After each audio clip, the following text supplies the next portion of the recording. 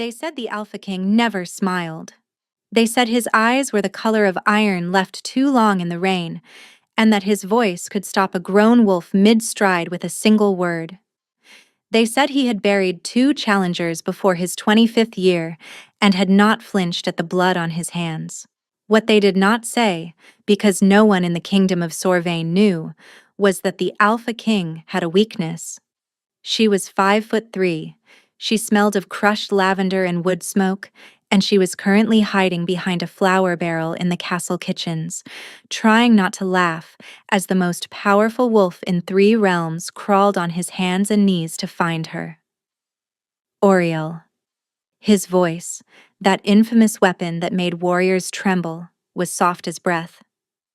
"I can hear your heartbeat." "Then you should have found me already," she whispered from behind the barrel. "Perhaps the great Alpha King is losing his edge." A hand shot around the barrel's curve and caught her wrist. She yelped as he pulled her out of hiding, and then his arms were around her and his mouth was at her ear, and the world outside this stolen moment ceased to exist. "Never," Kale murmured against her skin. "I will never lose the ability to find you." Oriel pressed her face into his chest, breathing him in, pine and leather and the sharp undercurrent of something wilder. Even after 4 months of these secret meetings, the scent of him still made her pulse stutter. She should not be here. She was a mender, a low-born woman employed by the castle to stitch wounds and brew fever drafts for the household staff. She held no title. She claimed no bloodline. Her mother had died scrubbing floors in this same castle, and her grandmother before that. And Kale was the Alpha King of Sorvain. The distance between them should have been uncrossable. Would have been, if not for the night 4 months past when Oriel had been summoned to treat a deep wound on the king's shoulder, a gash from an assassination attempt that his personal healers had failed to close. She had stitched it with steady hands while he watched her with those storm-colored eyes, saying nothing. When she finished, he had caught her wrist, just as he had done tonight. "You did not flinch," he had said, as if this confused him. "You are flesh and bone like any other, Your Majesty. Flesh and bone I can mend." A crack had opened behind those iron eyes, and Oriel had seen, just for a moment, a man who was achingly alone. That was how it began. Secret meetings in empty corridors, conversations that stretched from dusk to dawn. The slow realization that the bond humming between them was not gratitude or infatuation, but a force far older than either of them. He had told her on the night of the first frost, his forehead pressed to hers in the darkness of the old chapel. "You are my fated mate, Oriel. My wolf has known since the moment you touched me." She had wept. Not from joy, though joy was part of it, but because she understood what those words meant for a king bound by council law and political alliance. "The rite of crowning is in 3 days," he had continued. "The council will present candidates for my queen. It is tradition. I cannot refuse the ceremony itself." His hands had cupped her face, thumbs brushing away her tears. "But I can refuse every candidate they place before me, and I will. When the rite is done, I will declare you before the kingdom. You will stand beside me, Oriel. I swear it on my blood." To seal the promise, he had done something that made her gasp. He had knelt before her, lowered his mouth to the skin just below her collarbone, and bitten down. The claiming mark.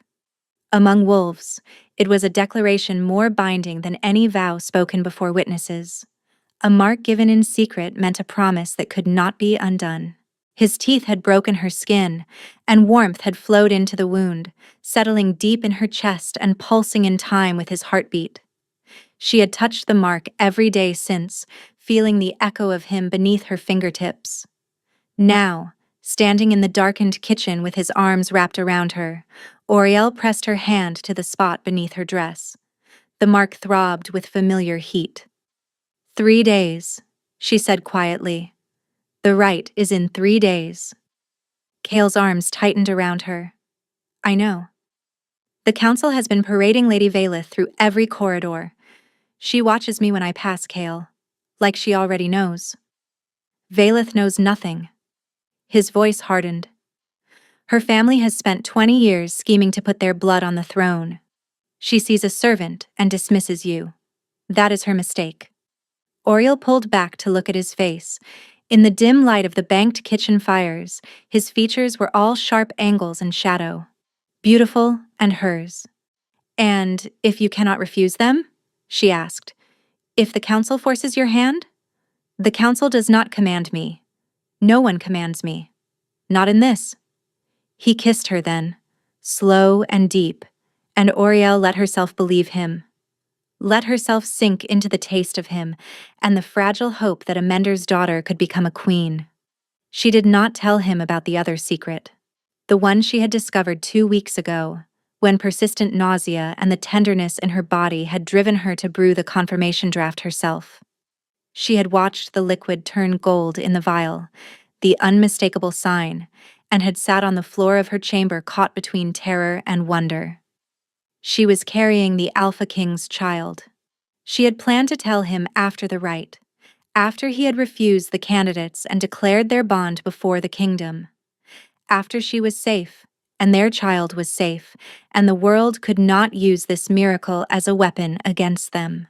3 more days. She just needed 3 more days. Oriel held Kale tighter and pressed her secret against his chest, guarding it with her silence.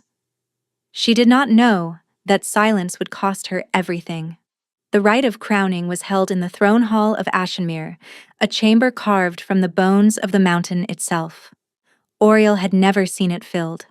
She had scrubbed its floors as a girl, had polished the stone seats that ringed the central dais like the teeth of some great beast. But tonight, every seat was occupied. Nobles from the 9 provinces, pack leaders from territories so distant their dialects were barely comprehensible, warriors in ceremonial leathers, elders draped in white, and at the heart of it all, elevated on the obsidian platform that only the Alpha King could stand upon, was Kale. Oriel watched from the musicians' gallery above, pressed against the carved railing where shadows swallowed the candlelight. She had told herself she would not come, had told herself to wait in her chamber as they had agreed. But the silence from him over the past 2 days had been unbearable. No message, no stolen visit, no whispered reassurance through the bond that pulsed beneath her collarbone. Just a vast aching nothing where his presence used to be. So she had come to see for herself. Kale stood on the obsidian platform wearing the black and silver of the royal line, but his stillness was wrong. The fluid power that lived in his body, the wolf that moved beneath his skin like water beneath ice, was absent. He stood the way a puppet stands when its strings are pulled taut. "Let the candidates approach," the High Seneschal called. "Let the bloodlines of Sorvain present their daughters to the crown." 6 women in white ascended the dais steps, and leading them, her silver blonde hair cascading over bare shoulders, her pale eyes reflecting torchlight like chips of winter sky, was Valeth of House Denvar. The crowd stirred with approval. The Denvaras held the iron mines and the mountain passes. Their private army numbered 4,000. Oriel's hand moved to her claiming mark. It was burning. Not the warm pulse she had grown accustomed to. This was sharp, insistent, and wrong. "The kingdom awaits your decision," the seneschal intoned. The hall fell silent. Oriel searched his face for the man she knew, for the warmth that softened his iron eyes when he looked at her. She found nothing. His eyes stared ahead with the flat vacancy of a man who was not truly present. Kale stepped forward. His movement was jerky, disconnected, a body moving without the mind that should have governed it. "I choose," he said. His voice was hollow, scraped clean of every texture she loved. "Valeth of House Denvar." The throne hall erupted. Howls of celebration shook dust from the ceiling. Nobles surged to their feet. Warriors slammed fists against their chests in the old gesture of approval. The sound was deafening, a wall of noise that crashed over Oriel and drove the air from her lungs. The mark caught fire. Oriel doubled over against the railing, a strangled cry tearing from her throat. Pain radiated from the mark outward, scorching through her veins, burning along her ribs as if the bond itself was being ripped from her body. Through the agony, she watched Kale take Valeth's hand, watched him lift it to his lips, watched Valeth's mouth curve into a smile of triumph while the man Oriel loved stared at nothing with the eyes of a stranger. He did not look up. He did not search the gallery for her face. He did not seem to know she existed at all. A sound escaped Oriel that she would never be able to describe. Not a scream, not a sob. The noise a body makes when the thing holding it together is suddenly gone. She pushed away from the railing and stumbled through the gallery. Her hand was clamped over the mark. Her other arm was wrapped around her stomach, around the secret she would now carry alone, his child, growing inside her while he pledged himself to another woman. The gallery stairs blurred beneath her feet. She nearly fell twice, catching herself against cold stone walls that offered no comfort.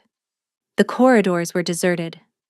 Every soul in the castle had gone to witness the rite, leaving behind only silence and shadows and a woman whose world was ending. Oriel's chamber was barely larger than a closet, a narrow bed, a washstand, a wooden chest that held everything she owned in this world, which was almost nothing at all. She packed without thinking. Her hands moved on their own, folding the 2 spare dresses, wrapping her mother's bone comb in a scrap of cloth, tucking the herbs she used for the nausea into the bundle's center where they would not be crushed. The sounds of celebration drifted through the walls, drums and howls and the rhythmic stamping of feet that meant the formal dances had begun. Somewhere in that hall, Kale was standing beside Valeth, accepting the congratulations of a kingdom that believed its future had been secured. And somewhere in this tiny room, a woman with no name and no house was erasing herself from his life. Oriel paused at the window. The capital spread below in a blaze of torchlight, bonfires blooming across the rooftops like orange flowers. She could see the great market square where vendors would already be selling commemorative tokens. The bridge over the ash water where lovers walked on festival nights. The road south, winding into darkness, into the unknown, into whatever came after the complete destruction of everything she had believed. Her hand found her belly, flat still, barely showing. A life that did not yet know the cruelty of the world it would enter. "I will keep you safe," she whispered. "Whatever it costs me. Whatever I have to become." She cinched the bundle closed and pulled her cloak from its hook. Dark wool, patched at the elbows, unremarkable. The cloak of a woman no one would think twice about. At the door, she stopped, pressed her fingers to the narrow bed where Kale had once sat beside her, brushing the hair from her face, where he had pressed his mouth to the mark he had made and sworn that she was the only thing in his kingdom worth fighting for. The memory was a blade, and she let it cut. Then she shouldered her bundle, slipped through the servants' passage, and stepped into the winter night. The cold hit her like a fist. Wind screamed down from the mountains, carrying ice crystals that stung her cheeks and buried themselves in her hair. The servants' gate was unguarded, every soldier reassigned to the celebration. She did not look back. If she had, she would have seen a shape appear in the high window of the king's tower. A figure gripping the stone sill with white-knuckled hands, swaying as if fighting invisible chains. If she had listened past the wind, she would have heard the howl that tore from that tower moments later. So raw, so shattered, that wolves sleeping in dens 20 miles distant woke with their hackles raised. And if she had waited 1 hour more, she would have seen the Alpha King stagger into her empty chamber, fall to his knees beside her narrow bed, and press his face into the pillow that still carried her scent. But Oriel did not look back. She walked into the storm, one hand on her belly and the other clutching the cloak around her shoulders, and let the darkness swallow her whole. By morning, the snow had buried her footprints. She was gone. 4 months had passed since the night Oriel disappeared into the storm. The village of Brannock Hollow sat in a valley so deep that sunlight only reached its cobblestones for 6 hours a day. Shepherds and root farmers and a handful of tradespeople who had chosen obscurity over ambition, the perfect place to vanish. Oriel had arrived in the dead of winter, half frozen, her lips blue and her cloak stiff with ice. She had told the village elder, a weathered woman named Dagna, a simple story. Her husband had been killed in a border skirmish. She was a mender by trade. Dagna had given her the empty cottage beyond the mill bridge. "The roof leaks in the northeast corner," she had said, "and the hearth smokes when the wind shifts. But it is walls and a door, and that is more than grief usually leaves us." Now the snow had retreated to the highest ridgelines. Oriel had become the woman Brannock Hollow needed without realizing it. She lanced boils. She brewed willow bark tea for the older farmers. She delivered the tanner's wife of a healthy son and saved the blacksmith's thumb when a hammer blow went wrong. The villagers called her Sable. They asked no further questions. But the walls Oriel had built were cracking. Every night, after the last patient had gone and the cottage door was bolted, she sat beside the fire with her hands on her belly and felt the child move. The movements had grown stronger, more insistent. Sometimes she felt pressure in two places at once, a push against her ribs and a kick near her hip, simultaneous and distinct. Twins. She was almost certain now. The village midwife, Petra, had measured her belly 3 times during her last visit. "You are too large for how far along you claim to be. Either your dates are wrong, or there is more than one child growing in there." Twins. The Alpha King's twins. Growing inside a woman who no longer existed. The thought of Kale still arrived like a wound reopened. All those months, and the pain had not dulled. She had tried to hate him, had assembled the evidence, the empty eyes, the chosen hand, the silence that had preceded the betrayal. But the mark would not let her hate him. That was the part that made no sense. The claiming scar should have faded within weeks of his public rejection. Among wolves, when a bond was broken by choice, the mark dissolved like frost in sunlight. The skin healed. Both parties moved forward, scarred but free. Oriel's mark had not faded. It had darkened. What had been a pale crescent of tooth marks was now a deep wine-colored brand that pulsed with heat she could not explain. It burned when the wind blew from the north, from the direction of Ashenmere. It ached in the hours before dawn. And sometimes, in the space between waking and sleep, she felt a presence through it. Vast and desperate, searching, as if he was clawing through the dark, trying to find her across hundreds of miles. But he had chosen Valeth. The bond should have died the moment those words left his mouth. Unless the bond had never been his to break. Oriel pushed the thought down every time it surfaced. False hope was a luxury she could not afford. She had children to protect, and a past to bury. She pressed her palms to her belly, felt the twin kicks answer her touch, and whispered the same words she whispered every night.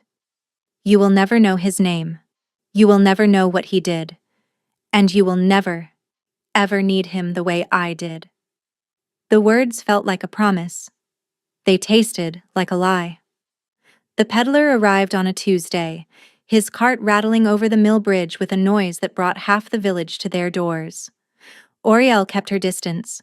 She had learned to be cautious with outsiders.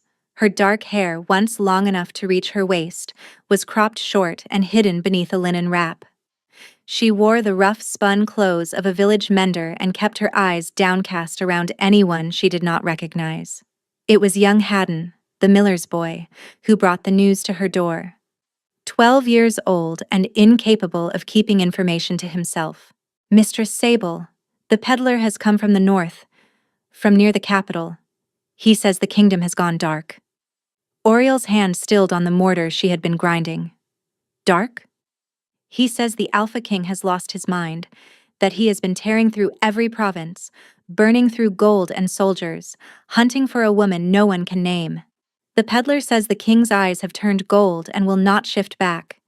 He says the wolf is taking over." The mortar slipped from Oriel's fingers and cracked against the table. He says the harvests in the eastern provinces have failed because the land can feel the Alpha's rage. He says wolves have gone feral across the northern territories. He says the king's guard has been sent to every village in the realm, showing a description of a woman no one recognizes. Oriel gripped the edge of the table. What description? Dark hair, small build, a mender's hands. Haddon's eyes were wide. The reward is 15,000 gold coins for anyone who leads the king to her. 15,000, a sum that could buy a village like Brannock Hollow 3 times over. And the peddler says the king has not slept since midwinter, that he sits in the dark and speaks to someone who is not there, calling a name no one in the court has ever heard. Oriel lowered herself into her chair. He was searching for her. The crops were failing. The wolves were going feral. The Alpha King was dissolving his own kingdom to find a woman he had publicly discarded. Why? If the rejection had been genuine, the bond would have released them both. He would be ruling beside his chosen queen, forgetting the mender's daughter who had been foolish enough to believe she could hold the heart of a king. Instead, he was destroying everything, unless the choice had never been his. The claiming scar flared with sudden heat, and Oriel gasped.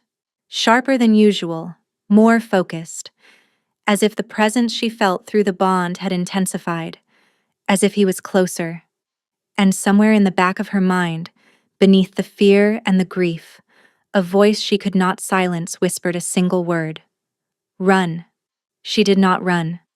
3 days after the peddler's visit, on an evening when fog rolled through the valley so thick it turned the world to gray wool, Oriel opened her cottage door to find a woman standing on her threshold.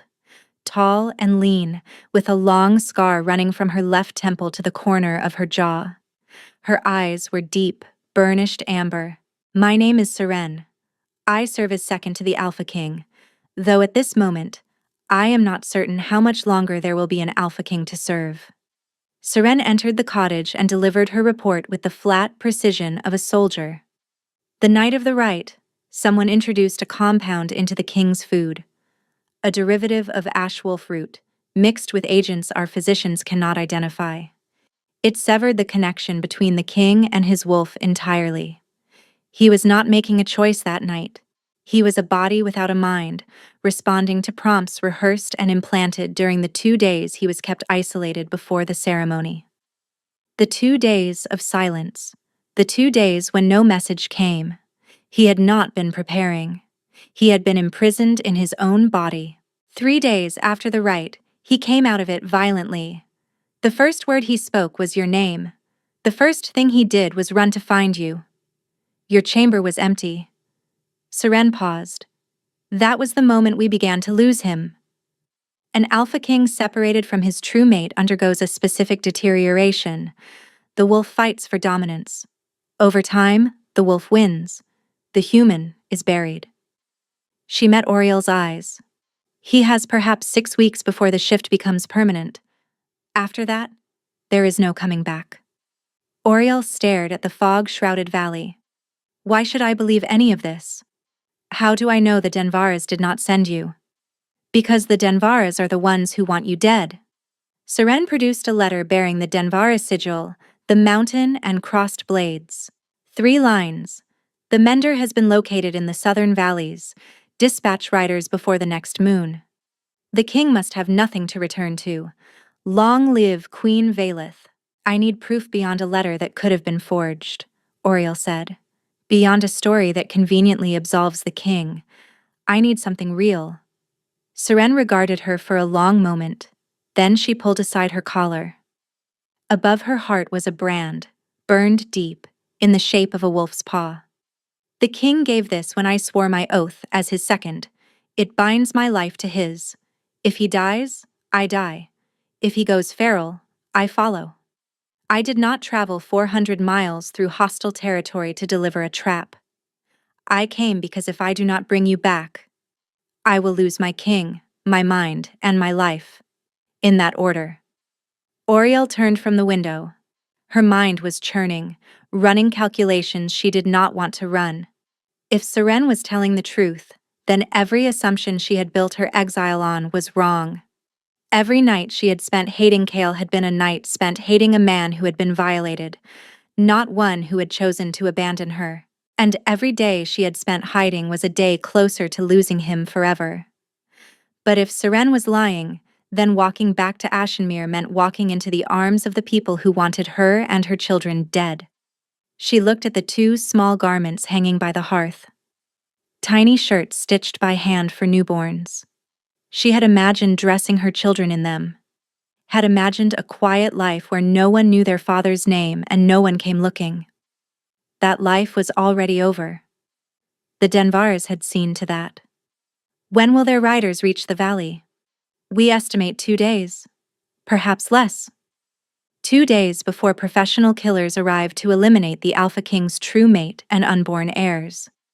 Then we do not have time for me to deliberate, Oriel said. She pressed her hands to her belly, felt the answering kicks from both sides, and made the decision that would change everything. Tell me your plan.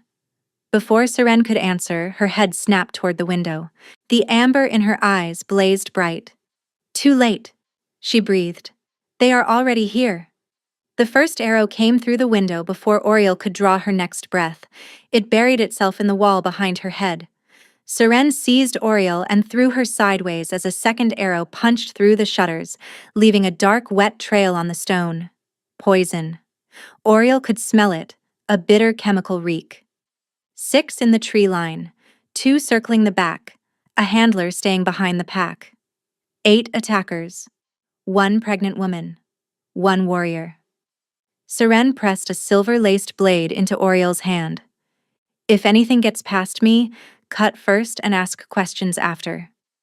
Seren, I am 7 months pregnant. I can barely reach my own feet. Then aim for the throat. You will not need to bend. Seren shifted. Where a scarred woman had stood, a tawny wolf now crouched, lean and coiled. She launched herself through the shattered window into the fog. The sounds that followed were brutal. Snarls and the wet crack of jaws meeting flesh, a flash of tawny fur through the mist, a spray of dark blood against white fog. Then the back door buckled inward. 2 wolves poured through, enormous, dark-furred eyes holding calculating intelligence. They had been sent. They had been aimed.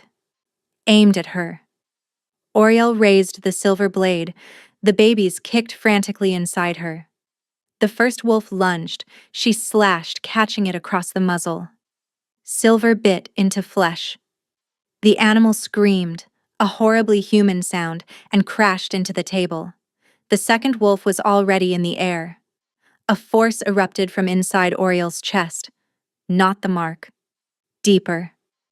A power that had been sleeping in her blood since the day she was born, passed down through generations of women who healed with their hands and never asked where the gift came from. Golden light exploded from her palms. The wolf hit an invisible wall of radiance and was flung backward, its dark fur smoking where the light had touched it. Oriel stared at her glowing hands, not the faint warmth of her healing gift. This was blazing, incandescent, pulsing in time with the heartbeats of the children inside her. The remaining wolf fled. From outside, the sounds of battle shifted. Then a voice cut through the fog. A masked handler with a crossbow, bearing the Denvar sigil. The Denvars want the Mender dead and the brats with her. Nothing personal. Just the tidying of loose ends. The crossbow rose toward Oriel's chest. Seren tried to move, but her wounded leg buckled. The ground began to shake. Trees cracked and fell. The earth shuddered with the rhythm of something massive approaching at impossible speed. A roar split the night, deep and vast, vibrating with a fury that tore the remaining fog apart. The handler fired. The bolt never reached Oriel. A shape erupted from the tree line, black as a starless sky, enormous beyond reason. It crossed the clearing in a single stride and intercepted the bolt mid-flight, the projectile shattering against a shoulder thick with muscle and midnight fur. The wolf that stood between Oriel and the handler was the largest living thing she had ever seen. Its head was level with the cottage roof, Its eyes burned with a gold so intense it cast actual light, twin furnaces set in a face built for destruction. The handler stumbled backward. "No, you were not supposed to be here yet." The wolf's jaws closed around her. The sound was brief. The silence after was absolute. The great wolf turned. Those blazing golden eyes swept the clearing, then found Oriel. She stood in the doorway of her ruined cottage, the silver blade in one hand, the other arm wrapped around her belly. Golden light still flickered around her fingers. She was shaking so hard her teeth rattled, and the most powerful wolf in 3 kingdoms lowered its great head and whimpered. The wolf approached her the way one approaches something sacred. Each step was slow, deliberate, as if the creature feared that moving too quickly would cause her to vanish. The golden eyes that had blazed with killing fury moments before were now soft, wide, searching her face with an intensity that was almost unbearable. The bond beneath her collarbone was screaming, not with pain but with a frequency beyond language, the sound of 2 broken things finding the edges where they fit together. The wolf lowered its massive head until its nose was level with her belly. With a gentleness that seemed impossible from a creature that had just killed without hesitation, it pressed its muzzle against the curve where its children grew. Both babies kicked. The wolf made a sound Oriel would carry with her for the rest of her life, something between a growl and a whimper. Recognition, devastation. A father feeling his children for the first time. "Kale," she whispered. The shift was instantaneous. One heartbeat, a wolf. The next, a man on his knees in the blood-soaked earth, his hands hovering over her stomach as if it was made of glass. The Alpha King of Sorvain was thoroughly ruined. The face she had memorized in candlelight was gaunt, the cheekbones cutting against skin gone gray with exhaustion. His hair was tangled with leaves and burrs from days in wolf form. His hands were trembling, but his eyes were his own. Storm gray, not gold. The man, not the wolf. He was still in there. "You are real," he breathed. His voice was raw and cracked. "You are alive. You are—" His gaze dropped to her belly. "Oriel, are you—" "Yes." The word came out hard, sharpened by months of grief that could not be softened by a single moment of tenderness. "I am carrying your children." His face crumpled. "Children? Why did you not—" "When exactly would I have done that, Kale? Before the rite? When you went silent for 2 days? Or after? When you stood on that platform and chose another woman while I watched from the gallery with your child growing inside me? I did not choose her. My mind was not in my body that night. A compound, a poison. They took my wolf, Oriel. They severed me from every instinct, every bond, and every piece of myself that would have known you were watching." "How convenient," she spat, even as the claiming scar burned with the unmistakable pulse of truth. "You vanish for 2 days. You choose another woman before the entire kingdom. And now you appear with a story that makes you the victim. Because I am the victim." His voice broke, not with self-pity, with fury. "Do you think I chose to wake up 3 days after the rite with Valeth in my chambers? Do you think I chose to spend these months with my wolf clawing its way out of my skull because the bond was screaming your name and I could not find you?" Through the bond, she could feel the truth of it. Not words she had to evaluate, sensation she could not fake. His anguish matched her own with a precision that nearly knocked her sideways. "I threw Valeth out of my rooms the moment I understood what had happened. I have not spoken to her since. I have not been anything resembling a functional human being since the morning I walked into your empty chamber and found nothing but a cold bed and the ghost of your scent on the pillow." Oriel's eyes burned. She would not cry. She had spent months crying and she was finished with it. But the mark would not let her lie to herself. She could feel him through it now, clearer than ever. His emotions bled into hers like ink into water. And what she felt was not calculation. It was devastation. bone deep. The grief of a man who had lost everything and clawed his way through madness to kneel in the dirt at her feet. "I waited for you," she said, and her voice cracked. "That night, I was going to tell you about the baby. I had the words prepared." She pressed her fist against his sternum. "Do you know what it feels like to watch the person you love choose someone else, while you are carrying their child?" He covered her fist with both hands. "I know exactly what it feels like, because I have spent every moment since that night living inside the knowledge that I was used as a weapon against you, Oriel. My body, my voice, my hands. They took all of it and pointed it at the person I would die to protect." The bond pulsed between them, not with pain, with recognition. Two broken pieces remembering the shape they were supposed to make together. Oriel let out a breath she had been holding since the night of the rite. She did not forgive him. Forgiveness was not what this moment required. What it required was the harder thing. The choice to believe that the worst night of her life had not been a betrayal, but a crime committed against both of them. "May I?" he asked, his hand hovering near her belly. She took his hand and pressed it flat. Both babies kicked simultaneously, movements from opposite sides, as if two small bodies were trying to reach their father's palm from different directions. He made a sound that was not quite a laugh, and not quite a sob. "Two.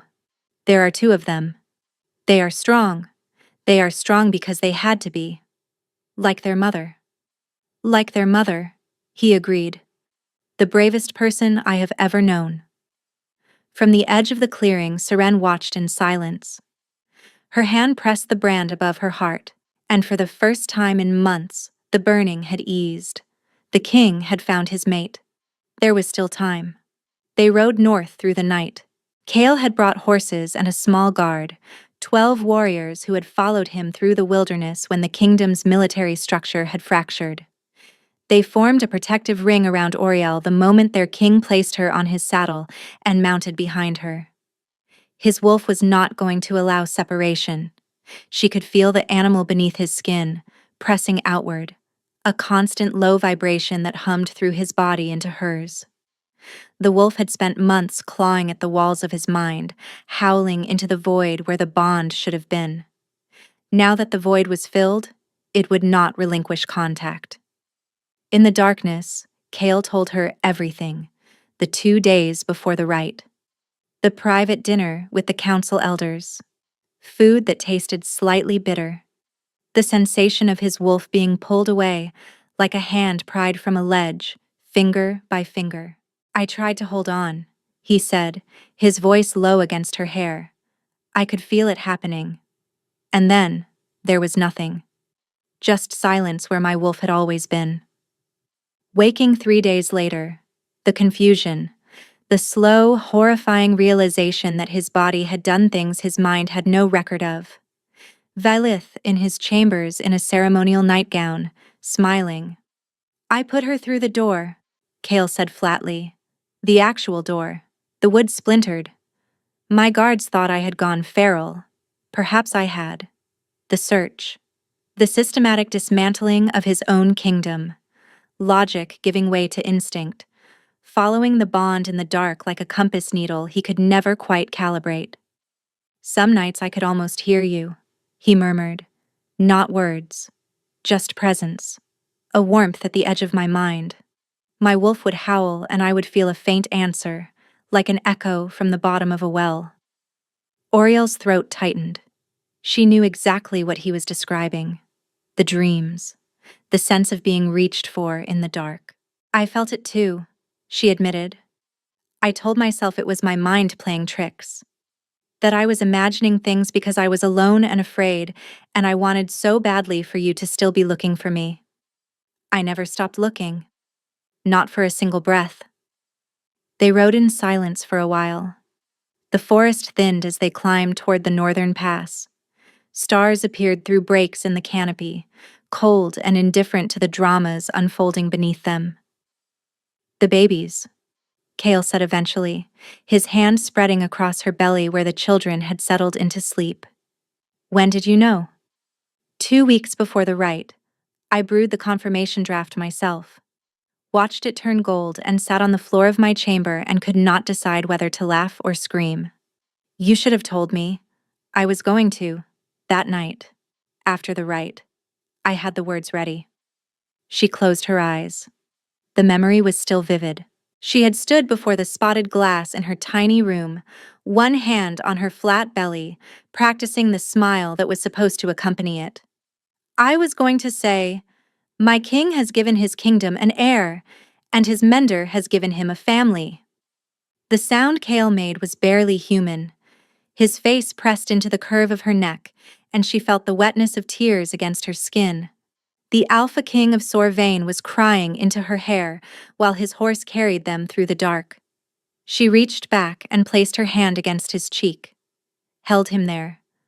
Let him break apart against her shoulder, because he had been holding himself together with nothing but rage and the fading warmth of a bond he could not find, and he deserved this. They both did. "We are going to survive this," she said. "I know. Because you did not let them break you. Alone, pregnant, hunted, and you built a life. You healed people. You delivered children. You fought off wolves with a power you did not even know you had." He leaned down and pressed his lips to hers. The kiss was months of separation compressed into a single point of contact. Through the bond, she felt everything. His love, not quiet affection, but a savage, all-consuming force. His terror at the handler's crossbow aimed at her belly. And beneath it all, a need so fundamental it predated language. When they broke apart, the claiming scar was glowing faintly through the fabric of her dress. Golden light pulsing in time with their shared heartbeat. They crested the northern pass at dawn.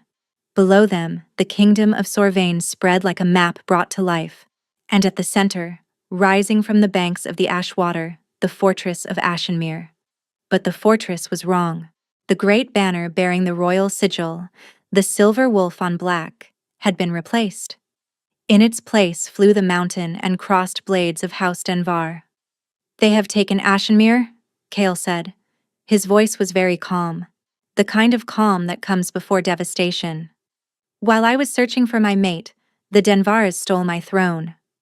A scout reached them gasping. "Lord Kavreth Denvar has declared himself regent. Lady Valith has been proclaimed queen. They have taken 29 prisoners. Everyone who refused to swear loyalty. They are to be executed at midday. Including the old mender who served in the lower quarters, the one called Brigid. Brigid, the woman who had trained Oriel, who had held her hand the night her mother died and said, 'Grief is the price of love, child. Do not ever wish you had not paid it.' We save them," Oriel said. "All of them. Today." Kale's 12 wolves should not have been enough against the Denvars' garrison of 200. But the 12 who rode with the Alpha King were not ordinary soldiers. They were wolves who had followed their king into madness and out the other side. Wolves who had watched him unravel and had chosen to stay when every rational voice told them to leave, and they were not alone. As Kale's force descended toward the city, shapes emerged from the forests and farms and villages that dotted the valley. Wolves who had felt the bond's restoration ripple through the land like the first tremor of an earthquake. Wolves who had gone feral under the weight of their alpha's suffering and were now returning to themselves, blinking and furious. They came in ones and twos and then in dozens, falling into formation behind their king, until the 12 had become 200. The Denvar garrison looked down from the walls and saw an army. Oriel watched from the ridge as Kale shifted and led the charge. The Black Wolf was magnificent, a force of nature that hit the outer defenses like a storm making landfall. The Denvar soldiers fought. But they were mercenaries defending a stolen throne, and the wolves that crashed against them were fighting for something far more primal. Within 2 hours, the outer walls had fallen. The lower city was secured. But Lord Kavreth sealed himself inside the throne hall with the prisoners. Execute every hostage unless the king submitted to exile. Oriel found Kale at the gates, held at bay by Seren. "If you walk in there, he wins," Seren was saying. He will kill the hostages anyway. Kale? Oriel's voice cut through the argument. He does not want me. I am a loose end, not a prize. A pregnant mender with no title and no army. Let me offer myself in exchange for the hostages. Absolutely not. You are carrying my children. You are not sending me. I am choosing to go. 29 people are about to die, and I can stop it. And I will not live with their blood on my hands. Not when they bled for me first. She placed her hand flat against his chest. I love you, she said. I loved you when I thought you had destroyed me. I loved you through all those months of exile when the only thing keeping me alive was the knowledge that your children were growing inside me. And I love you now, which is why I need you to trust me. Please, let me do this. His hand covered hers. If he hurts you, then you will come for me.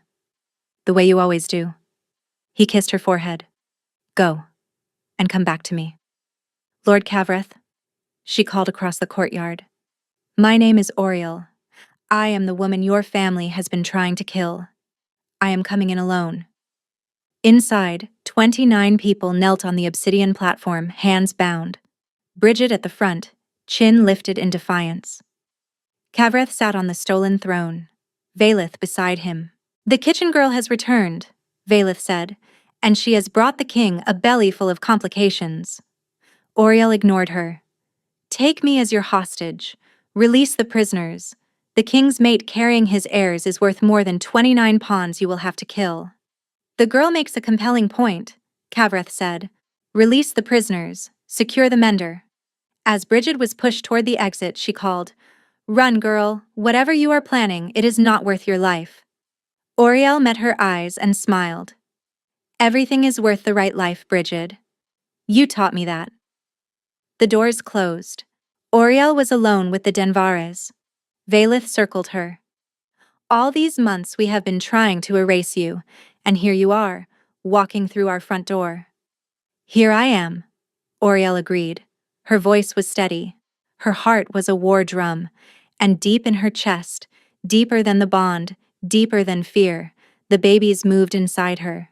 Both of them. At the same time. Power. Rising like a tide.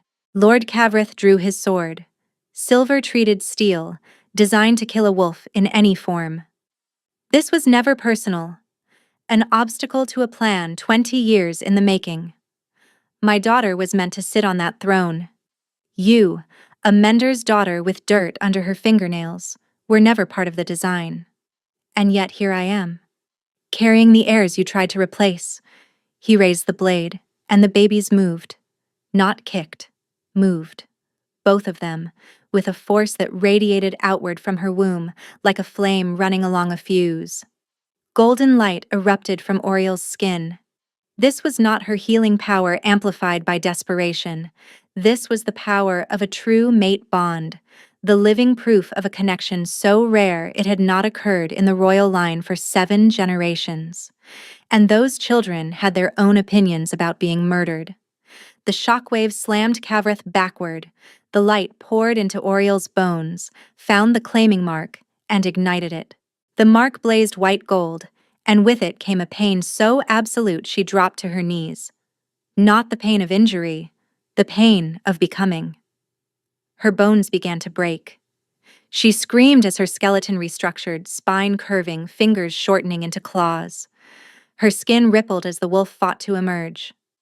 All through her exile, the wolf had been dormant, suppressed by ignorance, by common blood that should never have carried the shift. The claiming mark had planted the seed. Pregnancy had nurtured it. Now, the children had triggered the change. Kill her! Valeth shrieked, before she completes the change. Soldiers rushed forward. They never reached her. The golden light detonated. A wall of radiance swept outward, hurling soldiers against stone walls. The sound was not an explosion, it was a note, deep and sustained, the note of a wolf being born. Where Oriel had knelt, a wolf now stood. Her fur was the color of dark amber, shot through with veins of gold that pulsed with fading light. Her eyes burned with a light entirely her own, gold laced with green. Impossible, Kavreth breathed. Common blood cannot carry the shift. Oriel lunged. Her jaws found his sword arm and bit down with every ounce of fury she had accumulated across months of exile and heartbreak. Bone cracked. The sound was deeply satisfying. 6 remaining soldiers encircled her. Bad odds for a newly shifted wolf with no combat training and 2 babies to protect. The throne hall doors exploded inward. Not opened. Destroyed. Iron bracings snapped like twigs. Through the wreckage came a wolf of nightmare and legend, black as the void between stars, eyes blazing with golden fire. Kale had not waited. Wolves poured through behind their king. Seren's tawny form led the charge, followed by a tide of gray and brown and silver. The Denvara soldiers broke. Blades clattered. Men dropped to their knees. In the chaos, Valeth retrieved her father's silver blade. "You were nothing," she hissed. "A servant, a stain, and you have taken everything from me." She charged. Oriel did not dodge. She shifted back to human, her body flowing between forms with a fluidity that should not have been possible for someone who had shifted for the first time minutes ago. She stood barefoot, dress in tatters, one hand on her belly, and she caught the blade. The silver hissed against her palm. Pain seared up her arm. Blood ran between her fingers, but she held. "You are right," Oriel said quietly. "I was a servant, a mender's daughter, a woman with dirt under her fingernails and no bloodline worth recording." She twisted the blade from Valeth's grip. "But I am also the woman who walked through a winter storm with the Alpha King's children in her body. The woman who built a life from nothing while your family sent assassins to end it. The woman who walked into this hall alone so that 29 innocent people could walk out alive." She let the sword ring against the obsidian. "I was never nothing, Valeth. You simply could not see what I was." Kale shifted behind her. "Valeth of House Denvar, you and your father are charged with treason against the crown, conspiracy to poison the Alpha King, attempted murder of the true queen and the royal heirs. You chose me," Valeth spat. The right was a performance staged by your family using my drugged body as a puppet. It was void the moment the poison touched my blood. It was always void." Guards took Violeth and Kavreth. Kale cupped Oriel's face, tilting it up. "You shifted," he said, his voice cracking. The children triggered it. She felt twin movements beneath her palm, gentle now, exhausted. "They protected me when I could not protect myself." "You caught a silver blade with your bare hand." She looked at her palm. The wound was already closing. "I had motivation." He pulled her against his chest. "My brave, impossible mate." Bridget found Oriel in the corridor outside the hall. The old mender took one look at her former apprentice, standing barefoot in a ruined dress with blood on her hands and a belly full of royal airs, and burst into tears. "I knew," Bridget said, "the moment you started disappearing at night, the way you smiled when you thought no one was watching. I knew, and I kept your secret, and I would do it again 1,000 times." Oriel held her and let herself weep. Not from grief. From the sheer, overwhelming relief of being known. Later, she found Kale on the balcony above the throne hall. Ashenmere spread below in the golden light of late afternoon, smoke rising from pockets of the city where the fighting had been heaviest. But already, she could see signs of recovery. Market stalls being righted, doors opening, people emerging to begin rebuilding. "The bond," he said. "It is still incomplete." Oriel knew. He had marked her. She had not marked him. The bond was a door that opened only one way. He tilted his head. Slowly, deliberately, he bared the left side of his throat, the vulnerable curve where the pulse beat closest to the surface.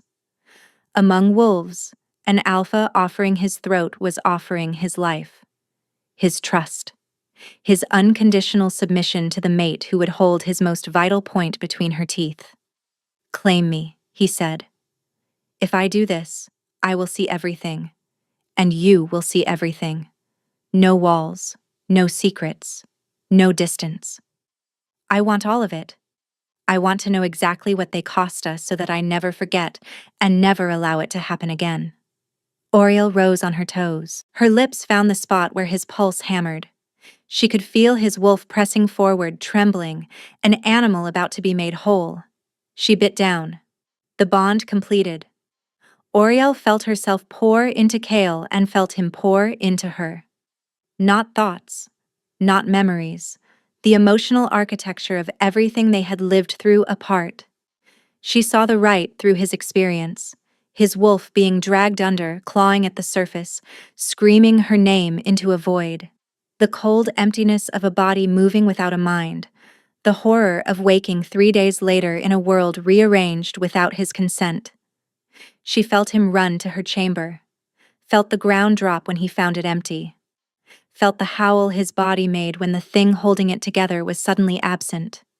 She lived his months of searching, the systematic destruction of his own composure, the nights shifting between man and wolf because neither form could contain the grief, the way his advisors stopped meeting his eyes, the way his kingdom frayed at the edges as its alpha unraveled. The moment 3 weeks in, when the wolf had tried to take permanent control and Kale had fought it back with nothing but the memory of her voice saying, "You are flesh and bone like any other," and he saw hers. The storm she had walked through with his children in her body, the ice that cut her face and buried itself in her hair. The village that took her in under a false name, the nights crying into a pillow that smelled of wood smoke instead of pine and leather. Her hands on the bellies of other women as she delivered their children, knowing her own would arrive without a father. The mark that burned when the wind blew north. The moment she had decided to stop loving him. And the moment, seconds later, when she realized she could not. He felt the wolves at her cottage, the golden light erupting from her palms, the fury and the fierce refusal to let anyone take what was hers. When Oriel released his throat, they were both on their knees on the cold stone balcony. His arms were around her. The bond between them pulsed with warmth, and across the valley, wolves lifted their heads and felt something settle into place. Their alpha had found his mate. The bond was complete. The kingdom had its center again. "My queen," Kale whispered. "My king," she answered. They stayed like that as the sun sank behind the mountains. Two people who had survived the worst thing that could be done to them, not by being strong alone, but by finding their way back to each other through poison and exile, and the stubborn refusal of a bond that would not break. In the weeks that followed, the Denvaras faced judgment. Lord Cavrith was tried before the assembled packs. The evidence was overwhelming. Correspondence detailing the procurement of the Ashwolf root compound, payments to the castle servants who had administered it, orders to the assassins dispatched to the southern valleys. He offered no defense. When the verdict was delivered, he accepted it with the blank-eyed silence of a man who had always known his ambitions would end either on the throne or on the scaffold. He did not reach the throne. Vailith was stripped of her name, her house, and her wolf. The severing was performed by the High Seneschal in the same throne hall where she had once stood smiling beside a drugged king. When the amber faded permanently from her eyes, she was escorted to the eastern borderlands and released into exile. She walked into the wilderness without looking back, a woman who had gambled everything on a stolen crown and lost it all. The kingdom healed the way a body heals after a long fever. Slowly at first, then with increasing speed as the underlying strength reasserted itself. The crops in the eastern provinces, which had withered under the weight of the Alpha's broken bond, began to push green shoots through the dead soil. The wolves who had gone feral returned to human form, shaken but whole. Trade routes reopened, market squares filled. The rhythm of ordinary life resumed. And on a warm evening in late spring, when the apple trees in the castle orchard were heavy with blossoms and the ash water ran clear and quick beneath the old stone bridge, Oriel gave birth. A boy came first, his cry sharp and indignant, his dark hair already thick, his tiny fists clenched as if prepared to fight the world from his first breath. He had his father's jaw and his mother's hands, and when the midwife placed him on Oriel's chest, his fingers curled around the edge of the claiming mark and held on. His sister followed minutes later, quieter, her entrance marked not by a cry, but by a soft breath, and the opening of eyes already amber. When Cale lifted her, his enormous hands cradling her impossible smallness, her skin shimmered, and for one brief, astonishing moment, a coat of dark golden fur rippled across her body before settling back into smooth, newborn skin. She shifted, Oriel breathed. For half a second, Cale said. He was weeping again. The Alpha King of Sorvain, the man whose name made warriors lower their eyes, stood in the birthing chamber with tears on his face, and a daughter the size of his forearm nestled against his chest. She wanted us to know what she is. Oriel reached for him. He settled on the edge of the bed with both children gathered between them. Through the bond, she felt everything he felt. Awe, gratitude. The staggering realization that these two lives existed because a mender's daughter had stitched a wound in a king's shoulder, and neither of them had looked away. "Thank you," Cale said, "for surviving when I could not protect you, for fighting when I could not fight beside you, for coming back to me when every rational thought must have told you to keep running." Oriel touched his face. Her fingers traced the crescent of tooth marks on his throat, the scar that matched her own, the marks that told the world, and each other, and their children, the only truth that had ever mattered.